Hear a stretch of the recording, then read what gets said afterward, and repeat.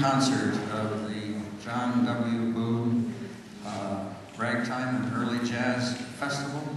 It's a pleasure to be back here in Columbia, and I've got to say that I've been to a lot of festivals. This is my absolute favorite. I'm just really...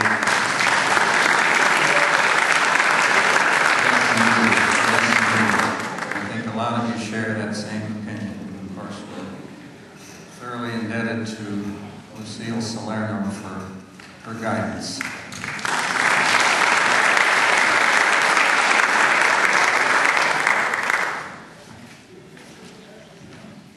I want to make sure I get this right, because I don't seem to be able to memorize it for some reason.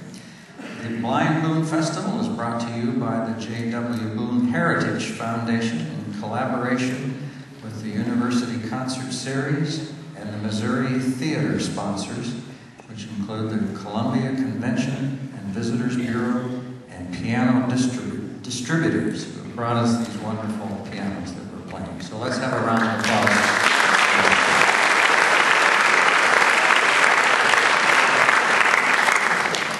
I hope you will silence your cell phones so that they don't interfere during the proceedings. And as is the custom, has been the custom since Blind Boone established this custom, we open our festivals with a spiritual. And so it's my pleasure to introduce Willie Cogshell, who will be accompanied by Morten, Gunnar, Larsen.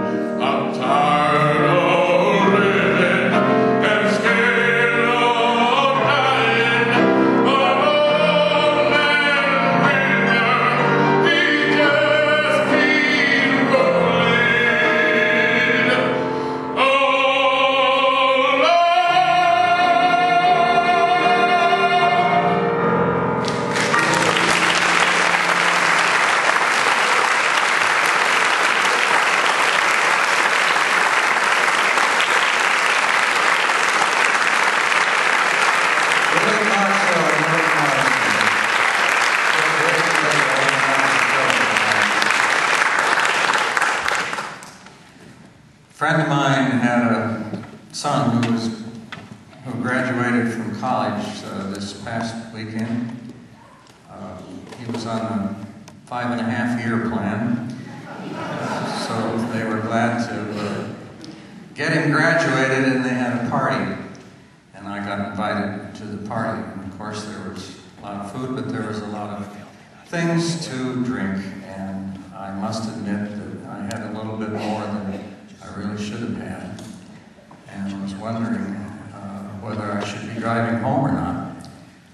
And so I decided to take the advice that I'd heard from a lot of other people. And I took a taxi. Well, that turned out to be a good move, because partway along, we got to a police roadblock. I think they were doing alcohol checking and so on, but they saw it was a taxi, and they just waved the taxi right on through. And I got home safely, which was kind of a surprise, because I'd never driven a taxi before.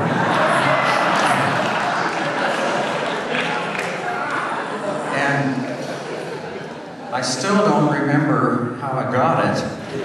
It's parked in my garage right now, and I don't know what to do with it. So I guess I'll deal with that when I get back home. Anyway,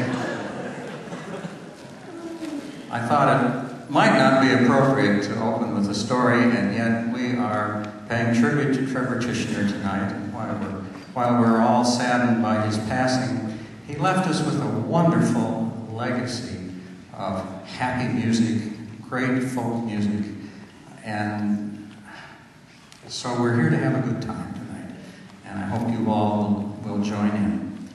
I can't think of a better person to open the program than Richard Egan, who knew Trebor quite well, who plays his music extremely well, who has done quite a bit of studying on Missouri folk ragtime himself, and is certainly qualified to be our opening speaker and performer. Please put your hands together for Rich Egan.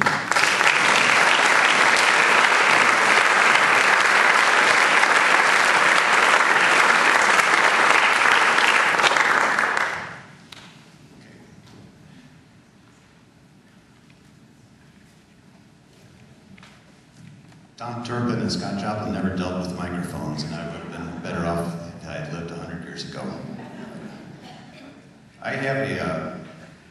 I was asked to present you with a little bit about Trebor and his life and legacy. So this is an adaptation of what I read at his funeral back in February.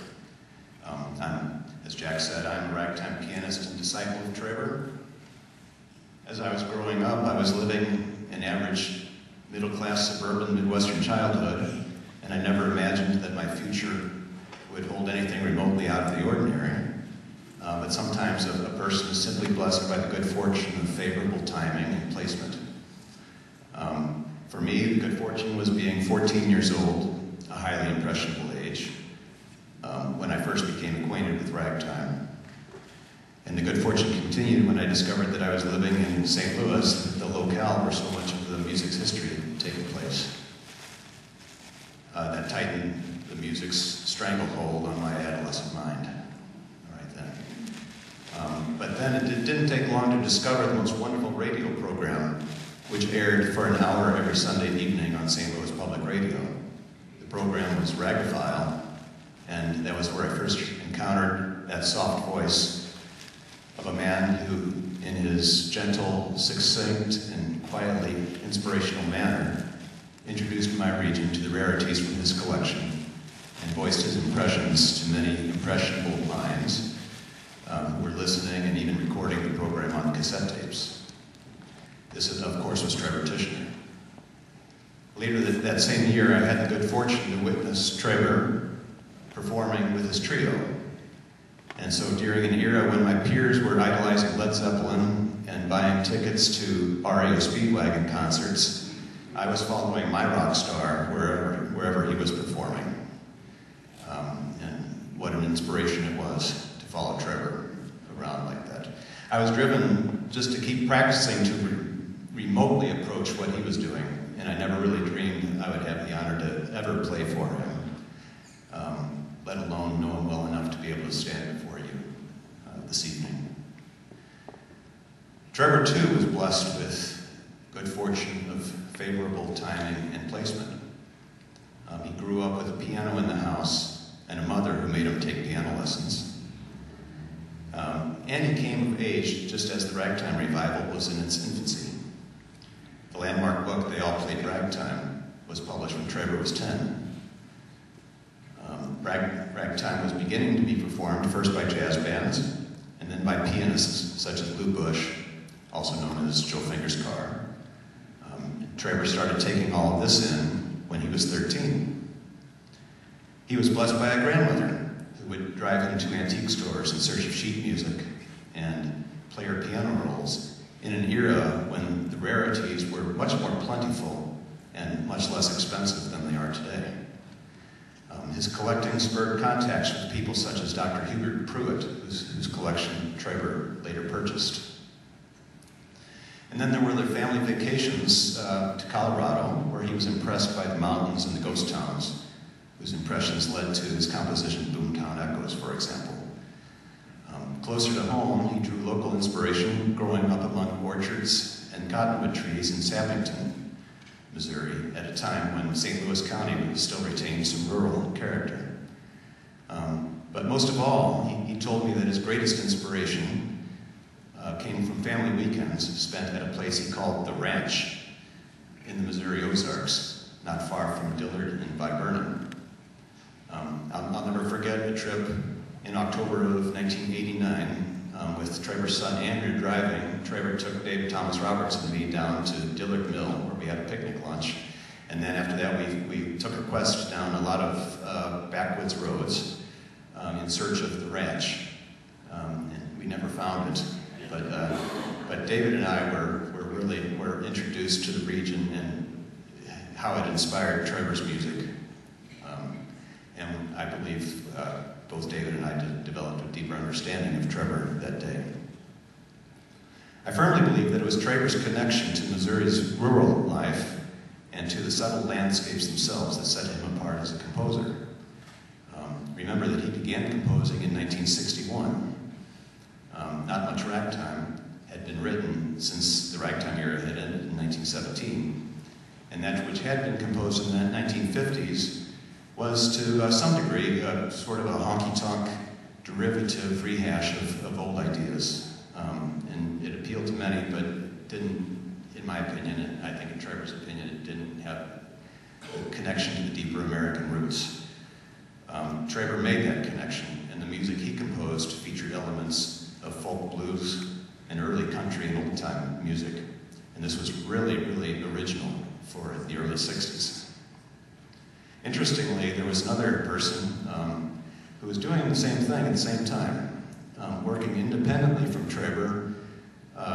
Tom Shea from rural eastern Illinois was also tapping into American roots using ragtime as his medium.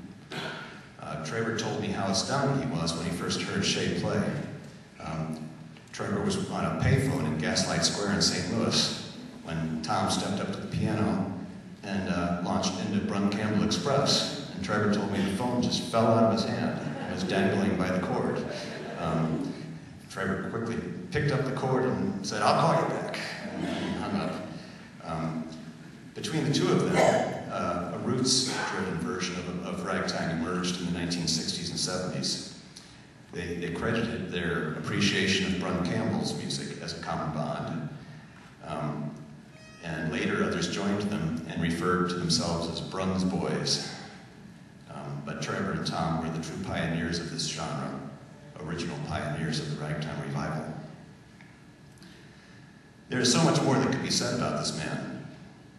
His rock-solid piano work in traditional jazz and ragtime with the St. Louis Ragtimers, his groundbreaking research in ragtime history, publications beginning with the Ragtime Review in 1961, progressing to the highly informative reference book, Rags and Ragtime, co-authored with David Jason, his two major folios of sheet music from his own collection, published by Dover, his 35 years as an instructor of ragtime history at Washington University in St. Louis, 15 years as the Ragtime host on KWMU, an unpaid gig, by the way. The role he played helping initiate the Ragtime festivals on the Goldenrod Showboat, initiating youth ragtime piano competitions, and judging countless piano students in many competitions over a 26-year span. There was his time on the board of the Friends of Scott Joplin House, which later became known as the Friends of Scott Joplin, St. Louis's ragtime organization, and the legacy that he left through his extraordinary musical children, Virginia and Andrew. And we can't forget to mention his generosity in sharing his collection. Yes, he was a remarkably generous man. He had amassed that amazing collection of sheet music, recordings, piano rolls, but he never felt possessive about them. He was happy to share whatever he had with anybody who was interested. Fortunately, his wealth of information has been passed around to many people in many ways, and the world is richer for this dissemination of knowledge. So, in conclusion, in February, we lost a true giant of a human being, a man seemingly irreplaceable. But we must, we must carry on, simply continuing on our paths, collectively acknowledging with gratitude in our hearts for this man who came before us and left a brilliant legacy, an unbelievably rich, luminous, and lasting legacy. I have confidence that whenever I hear Show Me Rag being performed, I will be feeling the spirit of Trebor Tichenor. Whenever I hear Ragtime, really, I will be feeling the spirit of Trebor Tichenor. I think we all will. And whenever subsequent generations play American music, they will have been influenced by the spirit of Trebor Tichenor. And so, without further ado, I will begin this tribute musically with this piece, It's a Long Way Back Home, composed in 1966, and I have the deep honor, the special honor of being accompanied by Virginia's husband and Trevor's son-in-law, Marty Eggers, on bass.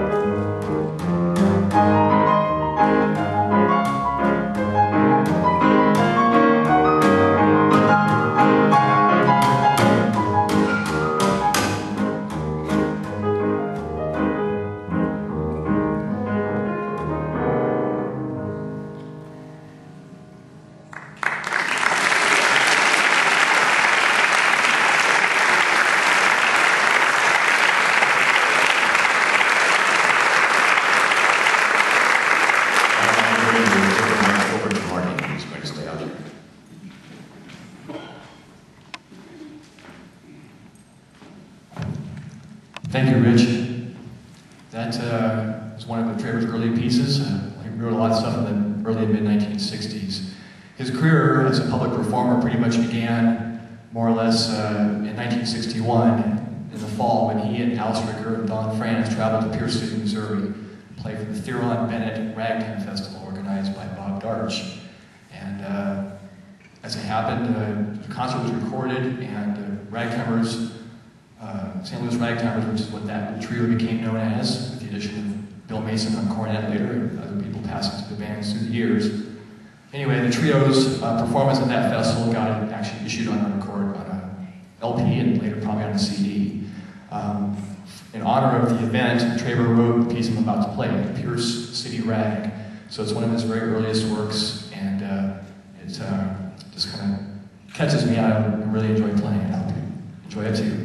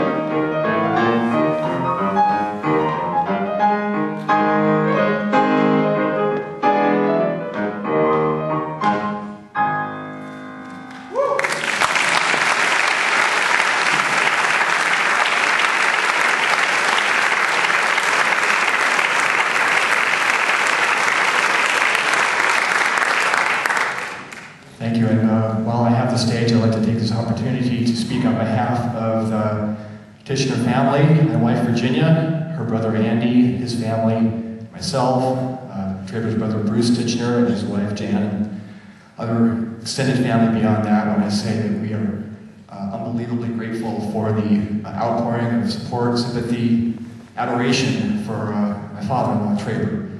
And he just was a hell of a guy, and we thank you all for your support over the many years and in his final days, and it means means so much to us. Thank you.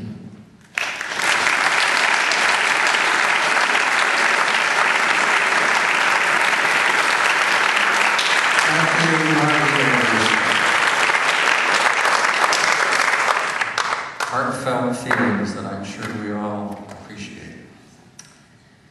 Well, there was a stroke of good fortune, although I don't know whether the Ophelia Orchestra looked upon it that way or not, but their bass player couldn't make the trip from Norway, and so they had to find another bass player.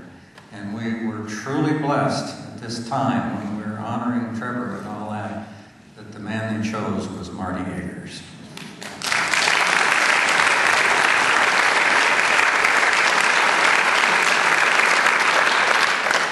Having said that, it's my indeed pleasure to bring onto the stage a group that you're by now quite familiar with, and that is at least a portion of the Ophelia Ragtime Orchestra and its leader, Morten Gunnar Larsen. Please welcome them.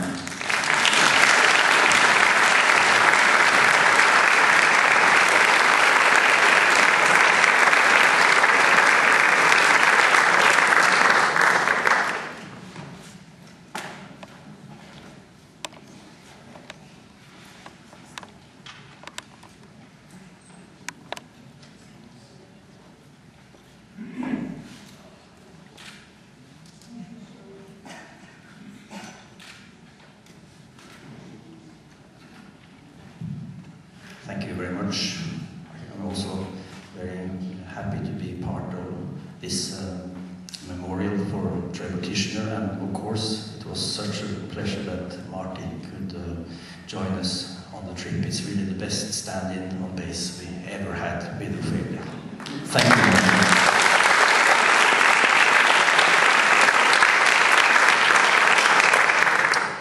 We are going to play a composition by Reginald Robinson, which was dedicated to Trebor. It was composed in 1995, and it's called The Garnet.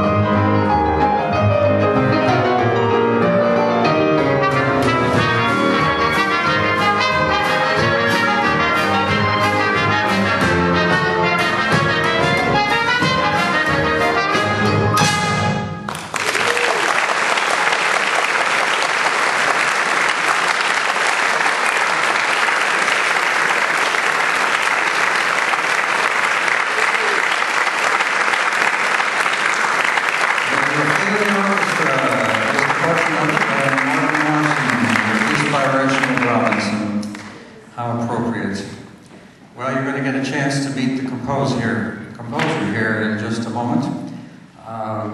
Reginald Robinson, as many of you know, was the recipient of a MacArthur grant a number of years ago, which gave him the opportunity to pursue some things that he hadn't otherwise been able to do. And one of those things was to do video interviews with ragtime luminaries, people that needed to be interviewed and that needed to be recorded before the inevitable happened and they were no longer available to do that. And so Reginald has embarked on this project, and I'm quite excited to say that one of the people that he interviewed was Trebor Tichenor. And so Reginald is going to come out and share that interview with us. Reggie?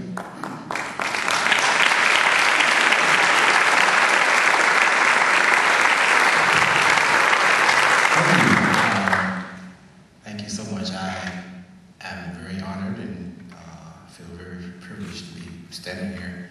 But a little sad, you know, as I was thinking ahead of time. Really, I was thinking ahead of time. That's why I wrote the tune, The Garnet. I was thinking about Trebor back in '95. In fact, Trebor was the person that first brought me to my first Ragtime Festival. He drove me right up to the Maple Leaf Park, in 1993. From St. Louis, I rode with him. Anyway, I interviewed Trebor in 2008, and I spent maybe 3 hours with Trebor. I didn't want to talk his ear off or anything, but I had so many things I wanted to ask him. But I cut the interview down for this evening to 15 minutes. So I hope you enjoy it. Thank you.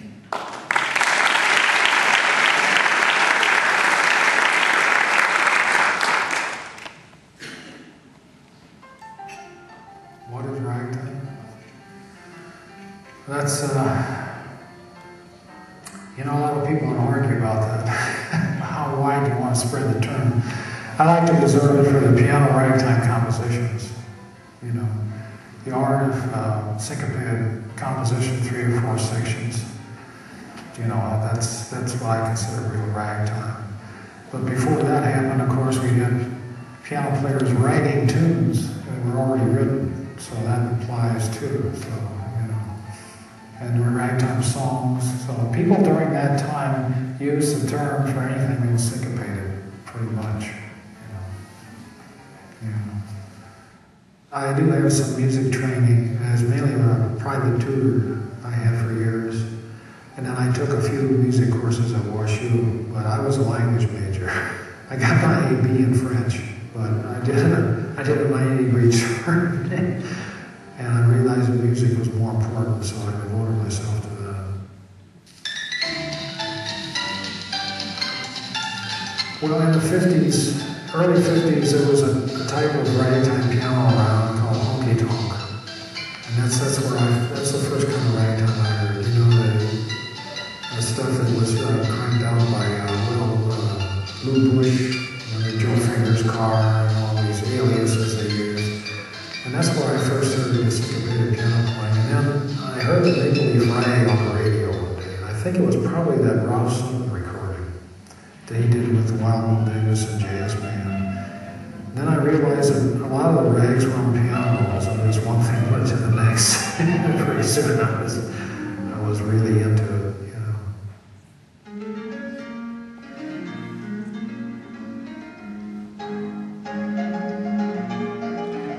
Well, I was fortunate to meet and interview Arthur Marshall in 1959, November 59.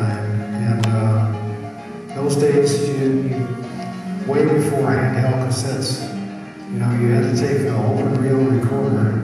That's what I took on the train. Big Ampex, open reel, open tape, or analog tape, and a microphone and all that stuff. But I knew it was, I had to get some of Marshall's talking as he was playing. He wasn't doing much playing. See, he had a stroke, and his left hand could go about 16 measures, and then it would get out of control. But I managed to meet him and talk with him. in November, and I managed to play for him 2 of the hand-played Scott Joplin piano rolls to get his comments on it.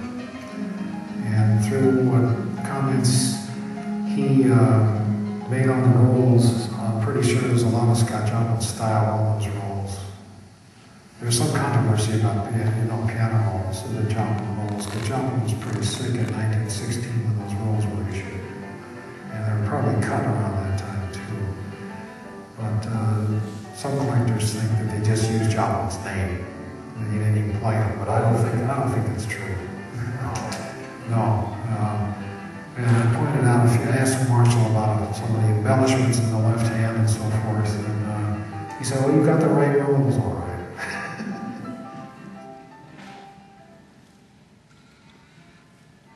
Arthur Marshall was a very, very gracious, very quiet, gentlemanly type.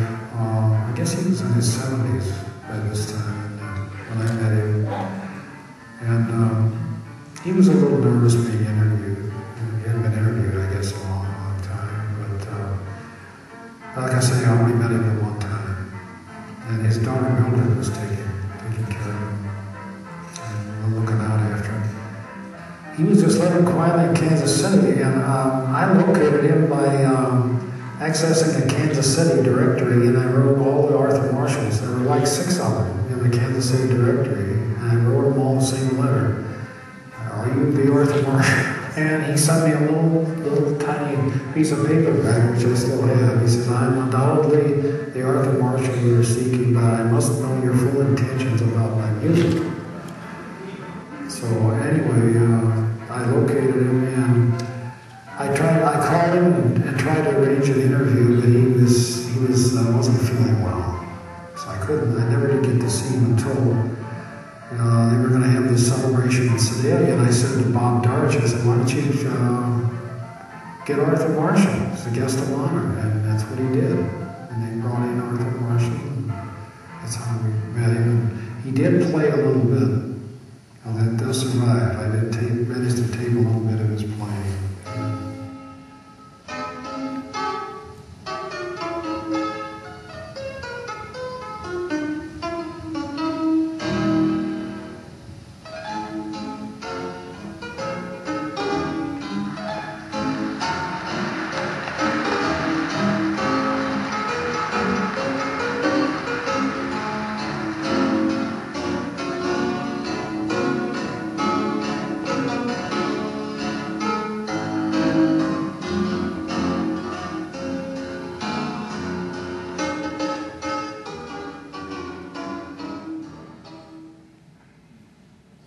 Williams showed up at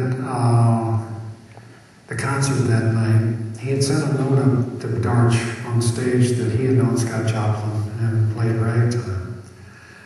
And I was backstage. I was around, watching the tape recorder and make sure it was working and everything. And Shelf Williams came up, and he starts. He just sits down on the piano and he starts talking about how he used to entertain the girls in the boardhouse. And there's somebody in the back who put their hand on the curtain pole like they were going to stop the show. And I saw that, and Darch just broke out in sweat. But, it was nothing happened. But the important thing that did happen was that Shelf Williams played some piano, and he played this wonderful rag of his own called Williams' Rag. Williams' Rag, he called it. And he talked a little bit about knowing some of the early players and so on. Then when we got back to St. Louis, I looked him up, and he had a little music studio down Garrison Street. So I looked him up. And he had a very famous son, the jazz drummer, Chauncey Williams. Yeah, that was quite that evening. And I got all that on tape, too. Yeah.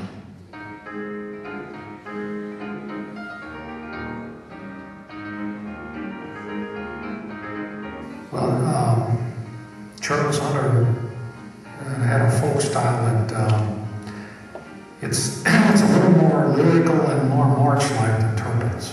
But they're both like early folk ragtime pioneers, but the style is very different. Turpin's style, as we all know, was fast. Everybody said, Bert Campbell said Turpin played I think 100 rags reflect more of the countryside where he grew up in Tennessee. And it's more of a rural kind of ragtime, more of a countrified kind of ragtime style. Yeah. But of course, Hunter came to St. Louis too. By that time, most of his main rags had been published. You know, Tickle to Death had been published, and Cotton Balls, and, you know, some of those things.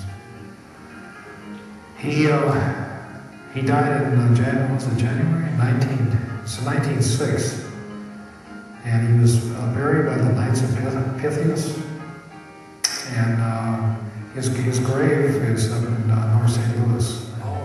He was here, St. Louis? Yeah.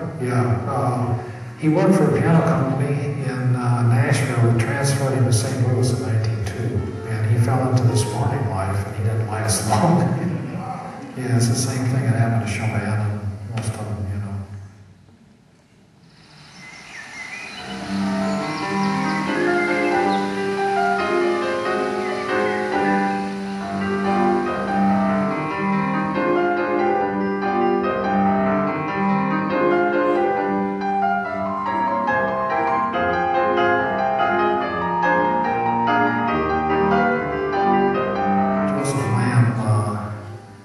I always think of him as, in a way, as a consummate ragtime composer. You know, he's a master of more styles of ragtime composition than a lot of the others. I mean, he can write in a popular style, something like reindeer rag, or something as with more depth, like Excelsior rag or Ethiopia rag, or you know, American Beauty, and then there's a whole group of eccentric tunes that he wrote, including his earliest rags all the way up to about 1914, that are in a folk style.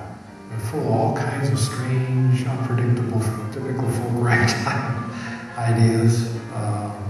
One of these that's not that eccentric is a ragtime special, the one he dedicated to Scott Jones.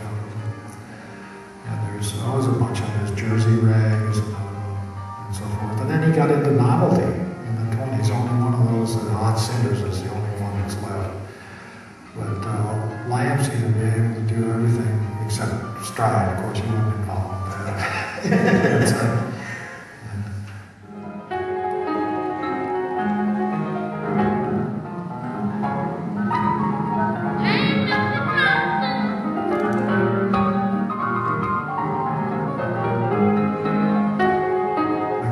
Charlie Thompson, who was the great latter-day ragtime champion piano player in Missouri.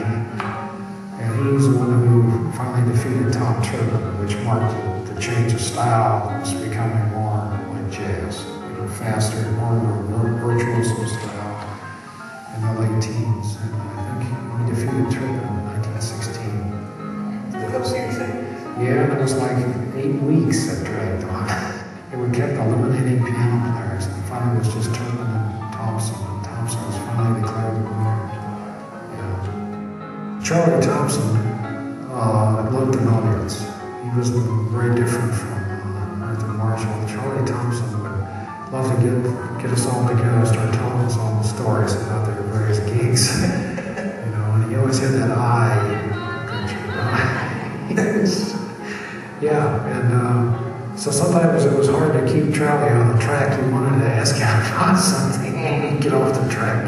But it was great, you know, talking to somebody who was one of the great piano players. And Charlie was great right up to the end. I mean, he was a phenomenal piano player.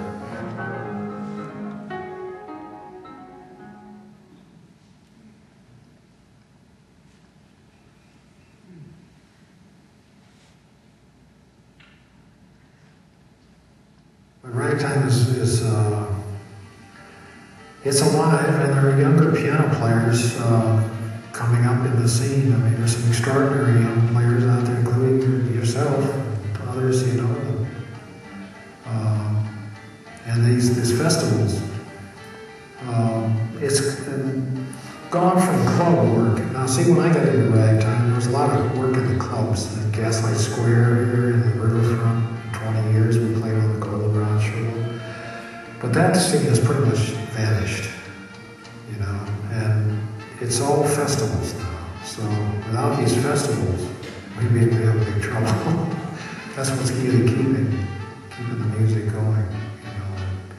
And also the piano competitions. There are two of them here in St. Louis. There's one in February and there's one in May.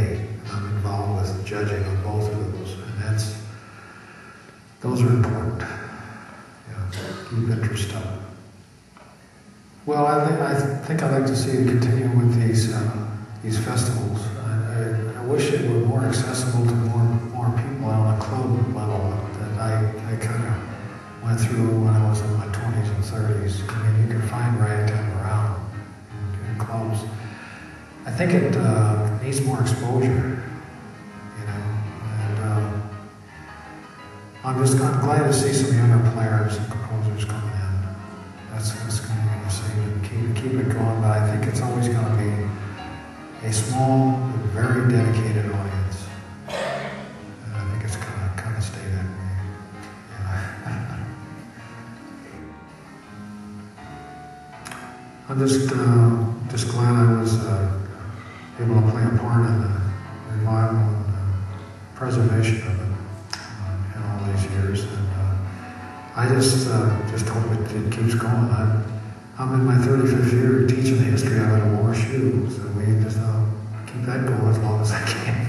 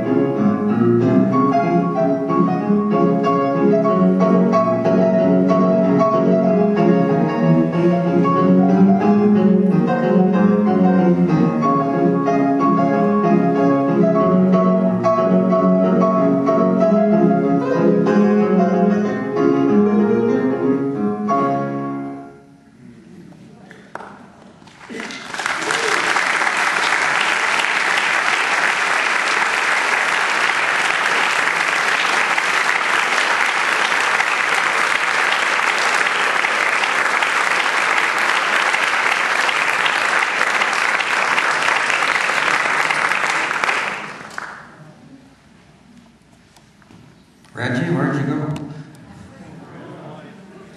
Oh, okay. Oh, here we go.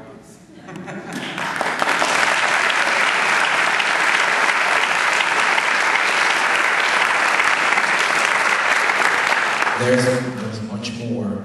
I don't want to hold up the show, but I just want to say there's much more. I mean, I've interviewed Trebor for about 3 hours, and then I've interviewed so many different people, including Joe Jordan's daughter.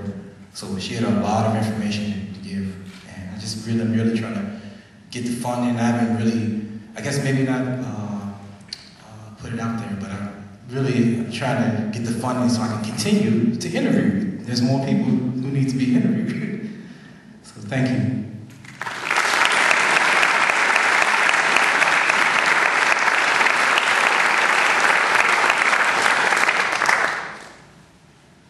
Our final performer for this portion of this evening's concert will be Adam Swanson.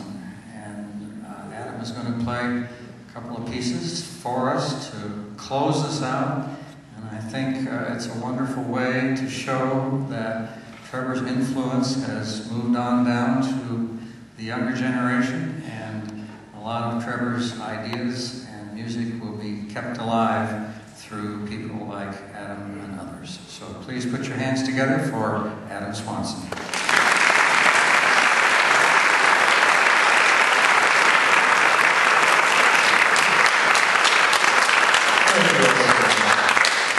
I can't say how honored I am to be a part of this. I really am. I was extremely fortunate to be able to call Trebor a friend for almost a decade. Very first ragtime piano concert that I attended featured Trebor Tichenor, and from then on he was one of my all-time idols in the musical world. And I'm going to do 2 rags for you. The first is Not one that Trebor wrote, but one written by one of his favorite composers, Les Copeland, who was a pianist with Lou Dockstadter's Minstrels. And I think he wrote about 1914. It's called French Pastry Rag. And the trio on this is really great. Trebor did his own variations that are really just brilliant, and so I've tried to copy that. French Pastry Rag.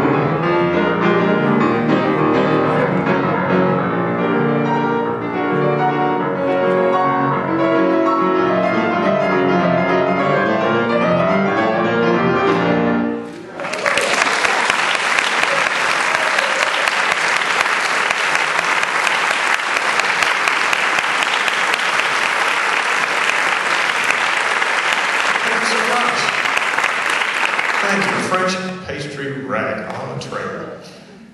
A large part of Trebor's genius was not just in his collecting and knowledge in piano playing, but in his own compositions. First, I don't think I quite understood him, but as Rich said, he sort of combined early folk ragtime and a little bit of country music. He'd throw in a bluegrass chord here and there, so that's very apparent in this one, and it's also one of his earliest ones from the early 60s. And I just fell in love with it. So here to close the tribute for Trebor Tichenor is the Show Me Rag.